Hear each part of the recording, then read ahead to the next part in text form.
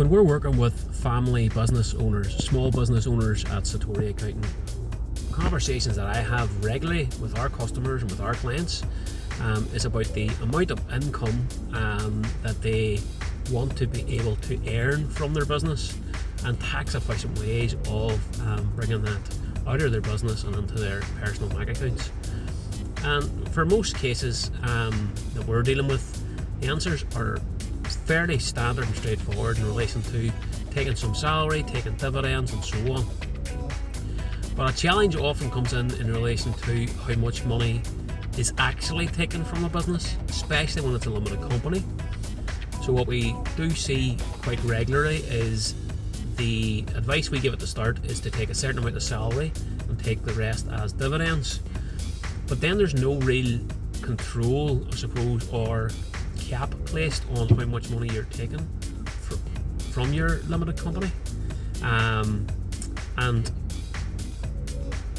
you may decide that you want to take £3,000 a month, £4,000 a month, split it across two people possibly. But then when your accountant sits down with the end of the year and says, well, actually your dividends need to be higher than that now to be declared, and you'll need to pay a wee bit more tax because you've actually spent other things through the company. So people might pay a deposit on a holiday, or they'll take some more money out around Christmas.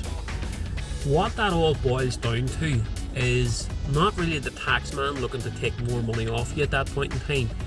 Yes, you'll probably have more tax to pay because you've actually spent more money, therefore you've really taken more dividends. This is something that comes down to something I don't think accountants talk to their customers enough about, and that is personal budgeting. Now, I'm not saying that you need to sort of set a budget for your personal, for your household and stick to it rigidly. But what I am saying is two things. Number one, you need to be maybe a wee bit more honest about how much money you need to take out of your business, and then take it out in a much more structured fashion at regular intervals and not sort of lump sums here and there. So you need to take a look at that, and that needs to cover experiences and holidays and events that you're going to have during the year, things that you maybe don't consider as part of your personal expenditure budget. That brings me on to the second point, which is taking a look at your personal money in, money out situation. Like really looking at your bank account, and like most banking apps, and there's lots of other apps out there, will give you some kind of idea as to how much you're spending on different areas, and that will hopefully guide you on different areas that you can potentially save some money on as well. One thing I can think of straight away, because it's particular to myself, is subscriptions and things like Google Play.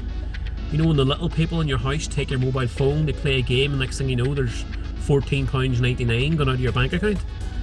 And that's the type of areas that you can save money on.